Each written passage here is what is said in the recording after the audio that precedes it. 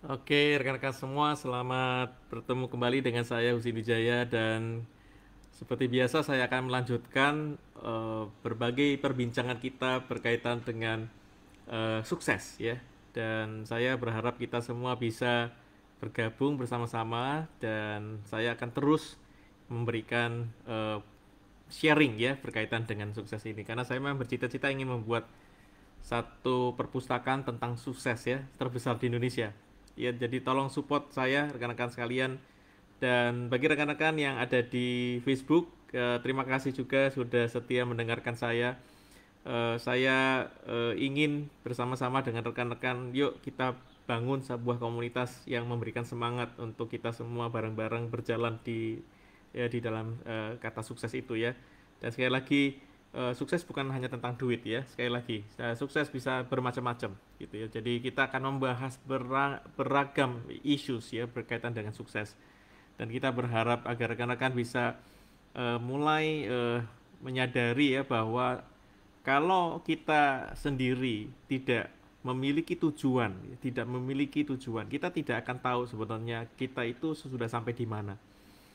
Begitu kita ada tujuan atau cita-cita, bukankah kita sudah tahu di mana ujung daripada perjalanan kita? Begitu ya.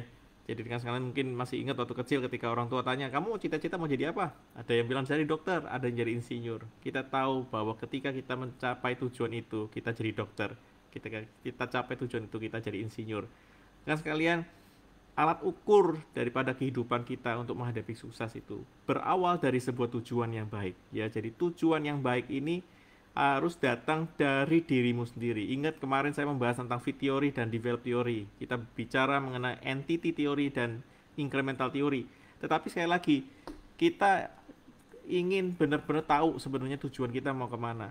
Nah sayangnya memang dalam konteks ini kita tidak tahu kita mau ke arah kemana, yang benar tuh yang mana sih sebenarnya. Kenapa? Karena terlalu banyak yang benar sebenarnya begitu ya. Jadi bukan terlalu banyak yang salah, terlalu banyak yang benar sehingga kita sendiri bingung yang benar yang mana begitu ya. Jadi ini ada kaitannya dengan apa? Dengan visi dan misi kalian sebenarnya. Oke, berkaitan dengan visi misi dan kalian di dalam kehidupan. Kalian mau jadi apa? Itu adalah visimu dan misimu sebenarnya di tengah-tengah dunia. Jadi dengan sekalian silakan bergabung ya. Sekali lagi saya ingatkan, saya ada satu grup komunitas Facebook namanya Psikologi Generasi Sukses. Hari ini sudah ada kurang lebih 17 orang yang gabung ya dalam waktu seminggu ini. Saya tidak mengharapkan rekan-rekan untuk terlibat aktif di dalam komunitas itu, tidak juga.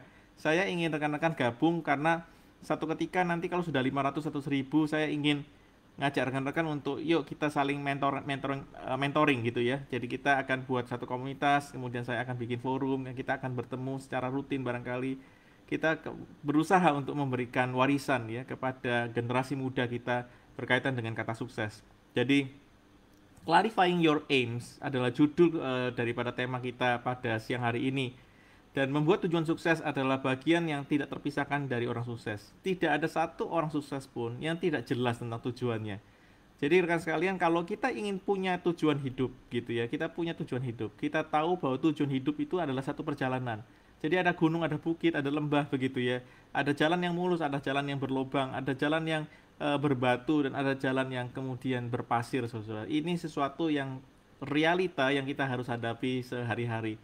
Oleh karena itu, bagi rekan-rekan yang ada di Facebook sedang melihat video saya, ada materi PowerPoint yang tersedia di layar Facebook Anda. Silakan Anda perhatikan. Bagi rekan-rekan yang di Instagram, jika Anda ingin mendapatkan materi ini, silakan gabung ke komunitas saya di Psikologi Generasi Sukses. Linknya ada di profil saya. Linknya ada di profil saya. Tinggal diklik saja di linknya itu di profil saya di Instagram. Oke, ada bit.ly/sukses to 2U gitu ya. Jadi silakan rekan-rekan bisa mengklik kemudian gabung. Ya tentunya Anda harus punya Facebook account dulu ya. Terima kasih. Jadi rekan sekalian, memang moto saya mikir-mikir gitu ya. Moto saya apa sih sebenarnya kalau saya mau bicara ini itu tujuan saya, moto saya, hidup saya ini mau saya apain gitu ya. Saya rasa bahwa saya tadi menemukan satu kata yang sederhana yang mungkin sehari-hari juga kamu dengar gitu ya. Yaitu I will make you success. Saya ingin menjadi sumber daripada sukses rekan-rekan semua dan dengan harapan Jikalau nanti Anda sukses ketika Anda menerapkan apa yang saya teliti, yang saya gumuli, yang saya doakan ini agar menjadi satu perpustakaan tentang sukses terbesar di Indonesia, saya berharap rekan-rekan memberikan kepada saya sebuah rekomendasi, referensi barangkali kepada rekan-rekan yang lain untuk terlibat aktif ya di dalam komunitas ini. Ya, jadi rekan sekalian, monggo silakan gabung ke Psikologi Generasi Sukses, oke? Jadi saya akan mulai begitu. Saya kemudian meneliti ya kenapa orang-orang sukses itu bisa begitu kekeh, bisa begitu ngotot dengan tujuannya. Jadi saya melihat bahwa ternyata ada banyak orang yang tidak mengerti bagaimana tahu ya tujuan itu benar apa enggak. Mereka cuma tahu itu bagus saja, tujuan itu baik gitu. Tapi nggak tahu bagaimana sih sebetulnya yang baik itu. Sehingga kemudian saya meneliti, kemudian ada satu pakar mengatakan 90% responden mengaku susah sekali membuat prioritas di dalam tujuan. Gitu. Jadi rupanya masalah di dalam membuat tujuan itu adalah menentukan prioritas.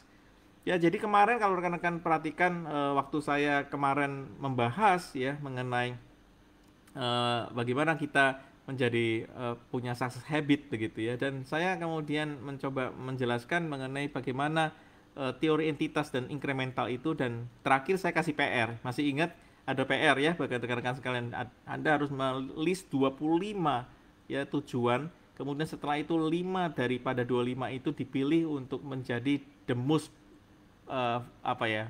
yang paling penting lah begitu ya, the most important. Jadi rekan sekalian, di dalam membuat sebuah tujuan, ya kemarin kita sudah merancang ya 25 tujuan, pilih 5, kemudian kita bikin planningnya dan seterusnya. Itu adalah satu bagian. Tetapi hari ini saya akan mengangkat yang berbeda. Ya, jadi saya akan mengangkat begini. Jadi waktu Anda menulis 25 tujuan itu, ya kan, Anda pasti menulisnya enggak gampang. Saya yakin, percaya, enggak gampang. Kenapa? Karena kalau cuma tulis 1-2 tujuan mungkin gampang gitu ya. Tapi kalau tulis 25 tujuan, nah itu tidak gampang. Nah itu yang kemarin saya nggak bicara gitu ya. Saya tidak bicara, tidak memberi peringatan itu kepada rekan-rekan sekalian. Karena saya tahu kalau saya kasih tahu maka Anda mungkin tidak mau kerjakan. Tetapi bagi yang sudah mengerjakannya, ya kan, Anda boleh kemudian sharing kepada saya, ngakui gitu loh ya bahwa susah banget Pak gitu ya.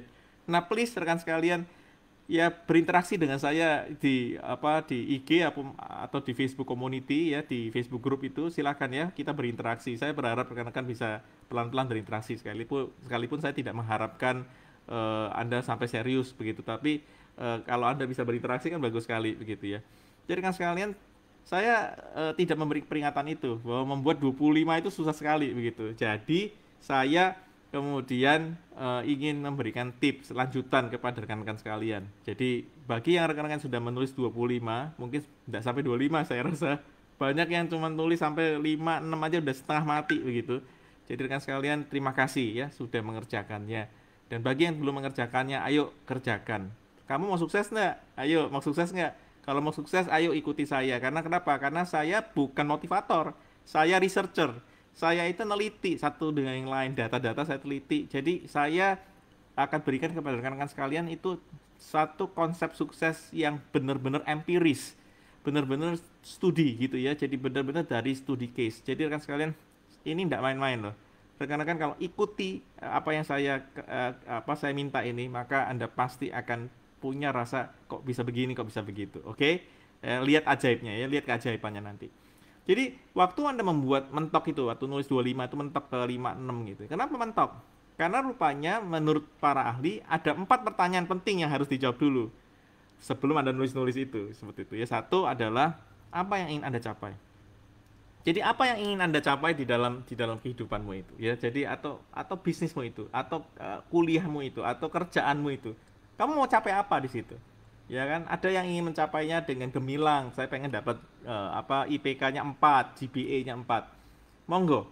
Ya, tapi ada juga yang kemudian ingin mencapainya dengan merindukan bahwa suatu ketika dia bisa membangun ya kan rumah ibadah, ya kan? Ada yang ingin punya cita-cita mencapai sesuatu dengan menolong orang lain. Silakan rekan sekalian, apa yang ingin kamu capai di dalam hidupmu ini? Di dalam bisnismu, di dalam kerjamu sebagai karyawan, sebagai eksekutif, sebagai founder, sebagai direktur, apa yang menjadi yang ingin Anda capai itu? Nah, ini pertanyaan pertama. Ya, pertanyaan pertama ini ada relasinya dengan pertanyaan ketiga sebenarnya, yaitu apa yang ingin kamu hindari.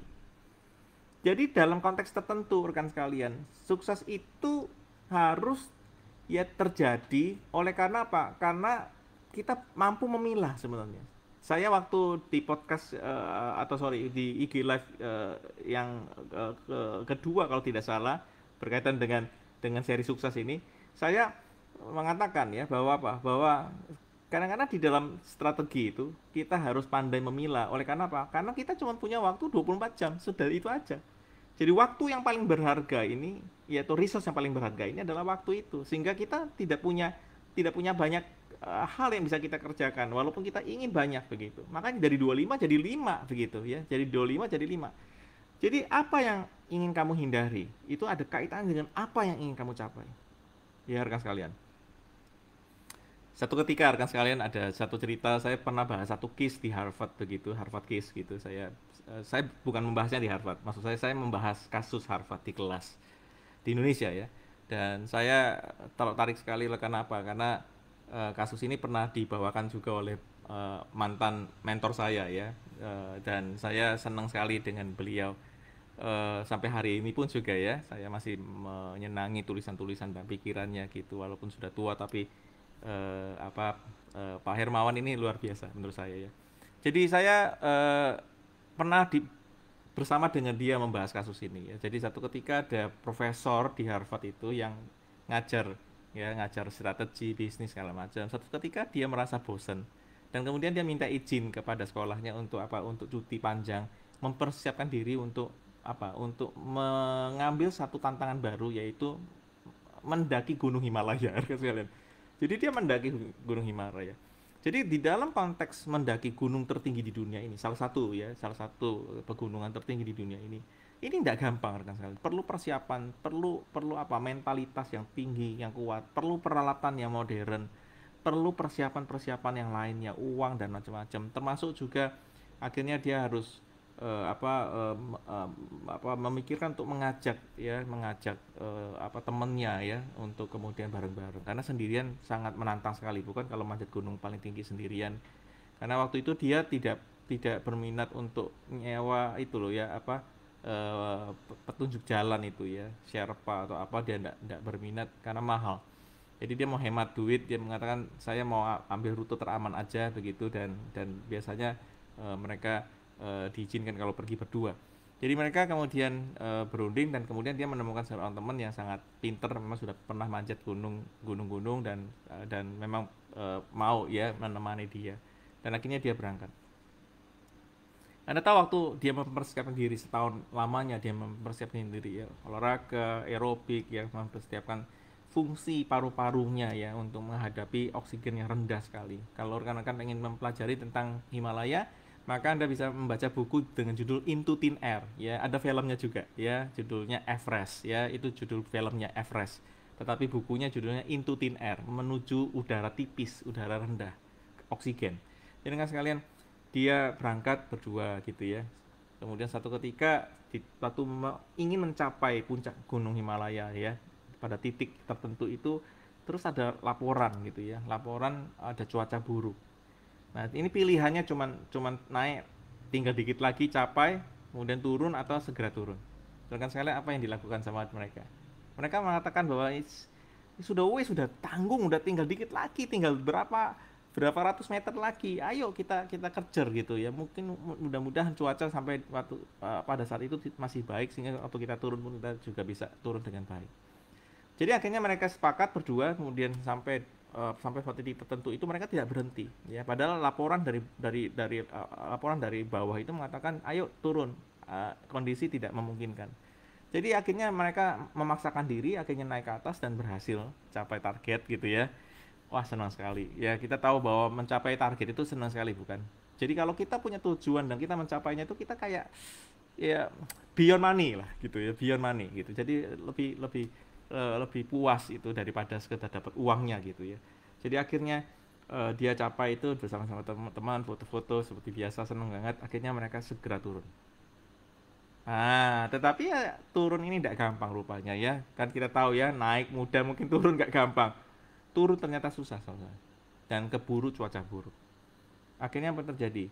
Mereka kemudian memutuskan untuk segera segera ya lebih cepat gitu ya turun ke bawah, dan tiba-tiba ada apa goncangan begitu, dan tiba-tiba salju dari atas itu jatuh gitu kan sekalian.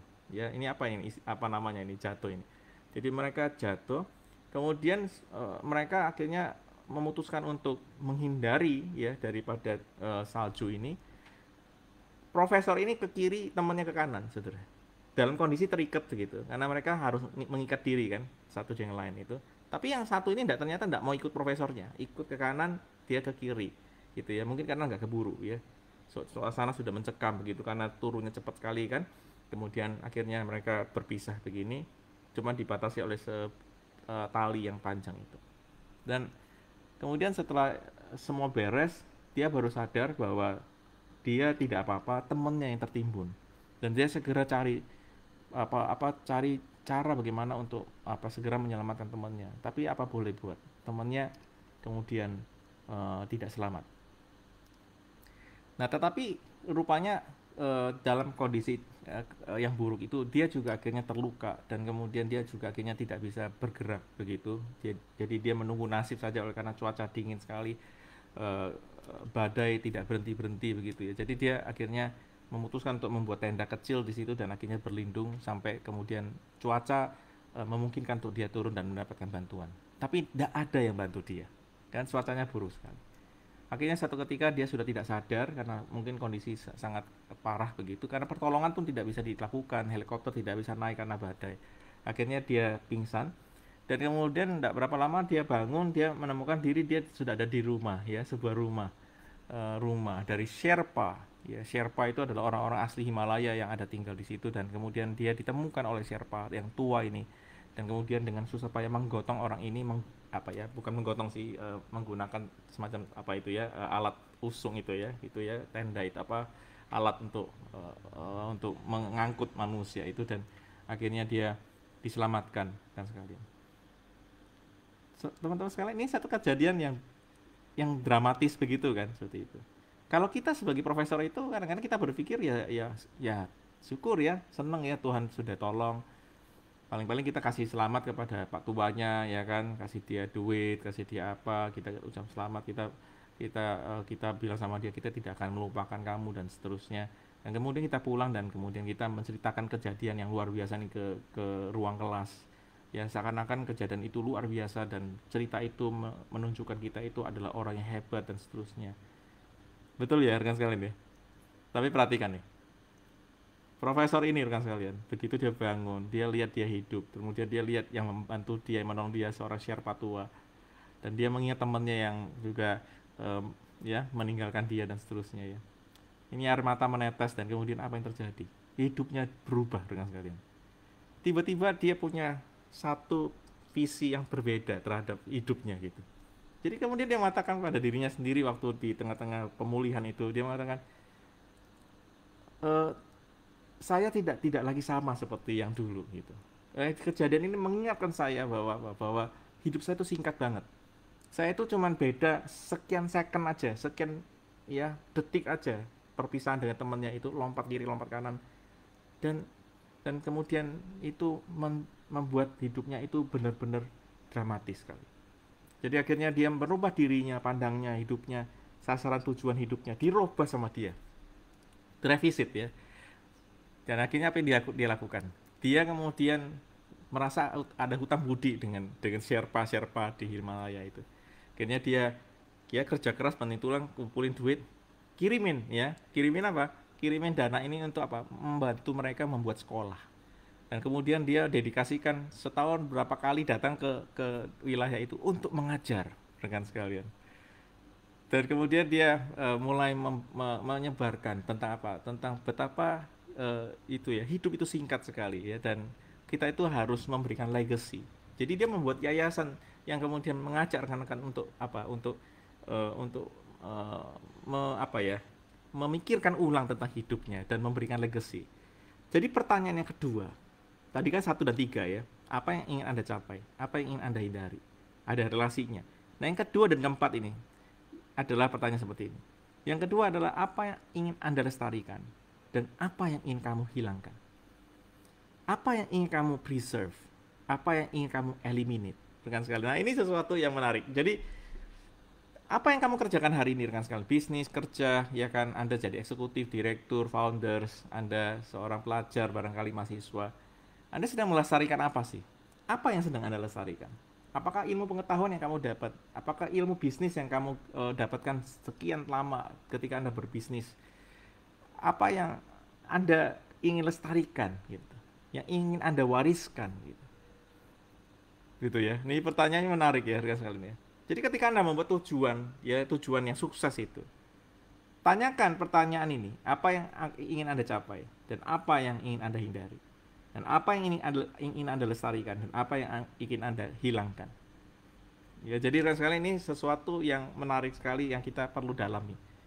Dan sekali lagi bagi rekan-rekan yang ingin mendapatkan materi, monggo silahkan ya ke Facebook grup saya di Psikologi Generasi Sukses. Saya akan sharingkan di sana ya, PowerPoint ini ya, PDF-nya ini. Tetapi rekan-rekan ini sesuatu yang kita perlu dalami bareng-bareng ya. Apa yang menggerakkan hatimu untuk sesuatu itu, gitu ya. Kan gitu ya. Jadi ada yang mengatakan ya di mana itu ya hartamu berada, di situ hatimu berada juga kan. Jadi dengan sekalian ketika kamu memikirkan tentang sesuatu bentuknya materi gitu. Nah, disitulah ya yang sebenarnya yang kamu ingin wariskan. Atau sebaliknya, yang ingin kalian wariskan adalah sifat baik, budi bahasa, karakter, ya, sesuatu yang life changing begitu, life changing. Jadi kan sekalian ini sesuatu yang menarik sekali. Jadi saya sangat memikirkan hal ini dan mari bareng-bareng ya rekan sekalian kita berkomunikasi terus-menerus ya, kita berdiskusi terus-menerus untuk mendalami 4 pertanyaan penting ini. Jadi kan sekalian sebagai catatan ya bahwa setiap strategi yang sukses itu selalu ada istilah memilah. Kita harus memilah karena kita cuma 24 jam, waktu tidak banyak. Jadi kita harus memilahkan diri ya, memilah-milah mana yang penting, mana yang mendesak, mana yang tidak penting dan tidak mendesak. Sekali lagi rekan sekalian, semua hal ini bermula dari pola pikir sebenarnya.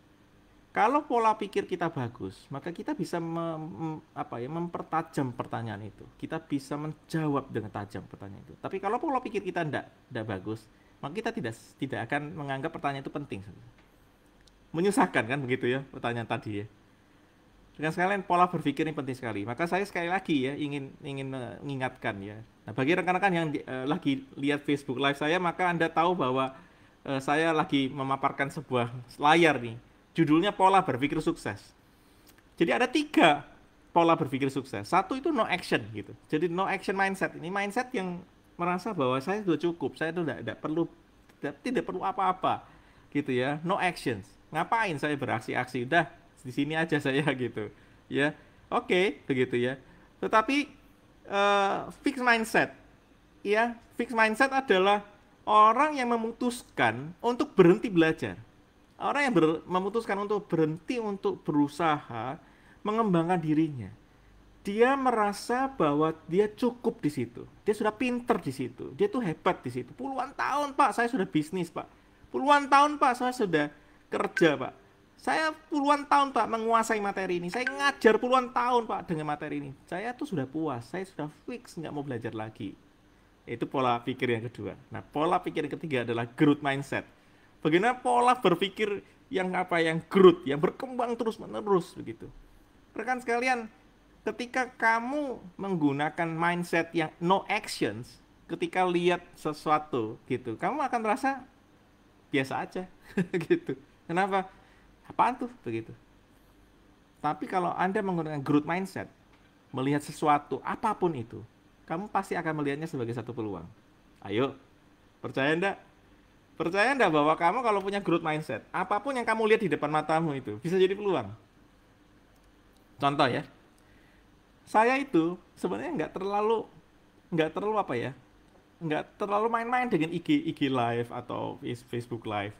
Beberapa tahun ini kan saya belajar sertifikasi digital segala macam. I know tentang digital, saya tahu strategi dan macam-macam. Tapi saya nggak pernah Pikirkan gitu tentang digitalisasi dengan gaya-gaya yang teknis seperti ini, IG Live, Facebook Live. Bayangkan dengan sekalian loh. Saya begitu belajar tentang riset tentang sukses ini, saya mulai menyadari, wah, saya melewatkan hal bagus di depan mata saya bertahun-tahun. Yaitu apa? Berinteraksi dengan rekan-rekan melalui media seperti ini. Luar biasa ya. Jadi saya selalu berpikirnya sangat sangat konvensional. Saya selalu berpikir, ya kalau mau ketemu kayak gini, ayo kamu datang gitu ya. Kamu bayar, kamu ikut kursusku dan macam-macam. Tapi lama-lama saya berpikir, why not gitu ya? Why not? Bahwa rekan-rekan mungkin ada yang sanggup bayar saya, tapi ada yang enggak, tapi pengen belajar. Kenapa saya masih simpen-simpen ilmu ini? Jadi akhirnya saya barusan tadi upload ya. Saya belum sempat kelihatannya upload ke IG, tetapi di Facebook Live, di LinkedIn sudah saya upload satu kegiatan kursus mikro. Jadi saya buat namanya micro course, jadi kursus mikro tentang bisnis seri 1. Saya akan bahas tentang bagaimana kita bisa mendapatkan ide untuk mendapatkan ide bisnis. Kedua, saya akan bahas mengenai goals, bagaimana goal setting dibuat, yang sukses bagaimana.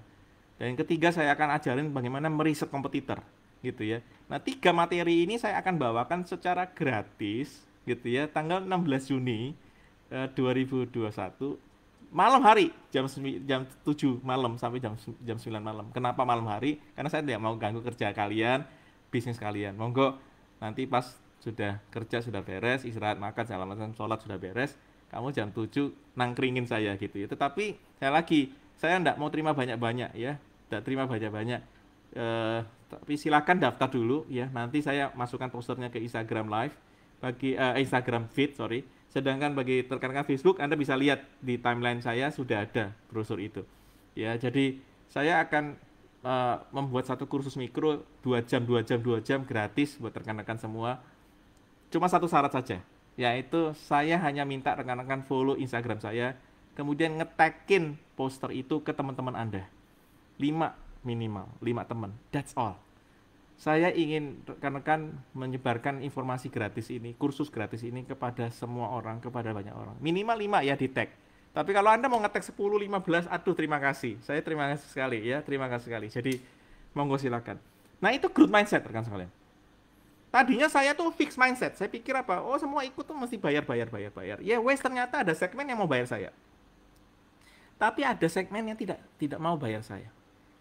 Tetapi dua-duanya penting bagi saya gitu kan gitu. Nah, ini mindset. Jadi rekan sekalian, growth mindset adalah sesuatu yang kita terus pelajari, fokus kita pelajari. Oleh karena apa? Karena tidak gampang menerobos otak tradisional ini loh, gitu ya. Menerobos otak yang fix mindset ini ya, tidak gampang. Tetapi harus diusahakan. Jadi kan sekalian jangan berhenti sampai di sini. Rekan-rekan harus belajar terus. Support saya rekan sekalian. Ayo bareng-bareng ya, saya support Anda. Saya pakai riset-riset terbaru, saya pelajari. Saya punya materi-materi kelas dunia yang ada di tangan saya ini luar biasa. Karena tiap malam saya belajar sama profesor-profesor terkenal di dunia. Saya belajar sama Jonah Berger, seorang profesor yang sangat hebat sekali di bidang viral marketing. Saya belajar sama profesor dari London School of Business mengenai manajemen. Saya belajar semua. Rekan sekalian, ayo kita bareng-bareng ya. Growth ya, bagaimana kita mengembangkan pikiran kita ya, kita mengembangkan growth mindset itu ya, seperti itu. Jadi rekan sekalian, sebagai penghujung ya daripada sharing kita pada siang hari ini ya, saya ingin memberikan satu kesimpulan, yaitu bahwa di dalam konteks research mengenai sukses ada satu cabang ilmu yang berkaitan dengan performance namanya ya. Jadi ini teknis sedikit ya. Jadi ini ilmu tentang bagaimana Anda bisa tampil hebat. Namanya performance improvement. Ini adalah bidang ilmu yang baru di bidang SDM ya.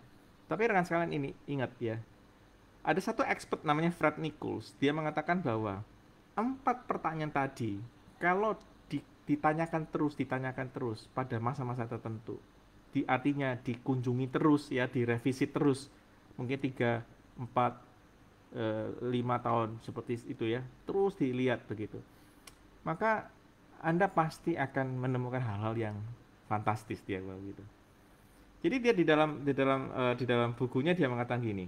Dia ngambil contoh ya. Do I have it? Apakah saya punya itu? Dia katakan gitu ya. Kemudian kalau kita jawabnya no, maka dia mengatakan do I want it, gitu ya. Kalau saya tidak ada itu, mau nggak kamu itu? Kalau kita bilang yes I want it, maka kamu harus achieve that. Kamu harus capai itu. Karena kamu mau, kamu tidak ada, tapi kamu mau dan kamu komitmen untuk mau dan kamu harus capai. Tapi jika kalau kamu bilang enggak, saya enggak mau itu. Saya tidak punya itu, tapi saya tidak mau itu, gitu. Maka hindarin, dia bilang. Segera hindari. Hindari. Nah, jika kamu bertanya, do I have it? Apakah saya punya itu? Maka kemudian ketika kamu jawabnya, iya, maka tanya balik lagi, do I want it? Jadi kalau kamu mendapat pertanyaan, saya bertanya pada rekan-rekan, kamu punya itu nggak? Ya, tidak. Mau nggak? Iya. Maka kamu harus capai itu. Ya, capai itu. Tapi kalau kamu mengatakan, do I want it? Tapi kemudian saya mengatakan no, maka pilihannya cuma dua, hindari atau buang, eliminate. Kalau kamu bilang ya, I want it, ya kan, maka kamu harus achieve atau lestarikan. Kamu harus capai itu dan lestarikan. Dan sekalian, semoga sharing saya yang singkat ini dalam waktu 30 menit ini membantu rekan-rekan untuk membuka ya cakrawala rekan-rekan sekalian agar kita bisa melihat sukses itu dengan kacamata yang benar, gitu ya. Karena sukses itu harus dilihat dengan benar agar rekan-rekan nanti bisa bertanggung jawab dengan sukses itu. Ya, saya baru berapa lama membaca ya perpisahan Bill and Melinda ya. Sayang sekali nih, pasangan yang baik sekali tapi akhirnya harus pisah. Tetapi yang saya menarik adalah begini, mereka berdua sudah dari dulu sepakat ini uang yang banyak ini, karena Bill Gates itu punya uang 3.000 triliun, 3.000 triliun rekan sekalian. Dia punya duit sebanyak ini. Ya, dia hanya kasih anaknya satu, anaknya cuma 3. Dia cuma satu anak dikasih cuma 2 juta US dollar. Ya, lumayan lah sebenarnya ya. Itu kalau diuangkan itu 30 miliar rupiah. Satu orang cuma dapat 30 miliar. Kalau kita lihat kan kayak gede ya, 30 miliar gede loh Pak, kasih satu anak 30 miliar. Tapi dia punya kekayaan 3.000 triliun, gitu loh. Jadi dari 3.000 triliun cuma keluarin 6 juta US dollar, yang kurang lebih keluarin cuma 90 miliar saja. Kecil, ya kecil bagi si Bill Gates dan Melinda. Tapi mereka cuma kasih segitu. Suatu ketika pernah ditanya sama media massa, ya kenapa kok kamu sampai tega kasih anakmu cuma segitu duitnya, kan kamu punya uang 3.000 triliun, kenapa enggak kasih rata aja satu orang 1.000 triliun, 1.000 triliun, 1.000 triliun gitu ya. Nah, kemudian dua pasangan ini menurut saya ya sangat bijaksana. Mereka mengatakan gini, kami berdua ini nyari uang setengah mati loh. Bill Gates ini katanya ya sampai nggak tidur berminggu-minggu untuk menemukan DOS system yang merupakan cikal bakal daripada Microsoft. Perjuangan kami itu kayak netesan air mata, itu tidak terkirakan waktunya. Betapa kita susahnya mengembangkan bisnis Microsoft sehingga menjadi seperti ini. Anak-anak kami tidak pernah merasakan kesusahan itu.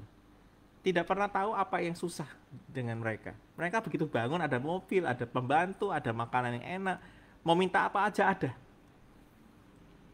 Gitu loh.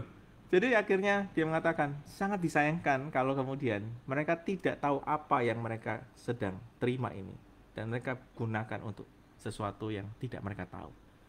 Jadi kalau dikasih uang 1.000 triliun kepada anak yang tidak tahu bagaimana cara memperoleh 3 triliun atau 1.000 triliun ini, kamu bisa bayangkan ya, bisa jadi anak ini menjadi anak yang paling brengsek sedunia. Bukan sekalian. Oleh karena apa? Karena dia tidak tahu tanggung jawab, ya, tidak tahu caranya bagaimana memanage uang dengan baik. Oleh karena dia tidak tahu uang itu dapat dari mana. Tiba-tiba nemplok aja 1.000 triliun ke rekeningnya, kan gila ya. Jadi kan sekalian, ini satu pelajaran penting ya. Anda harus menetapkan tujuan.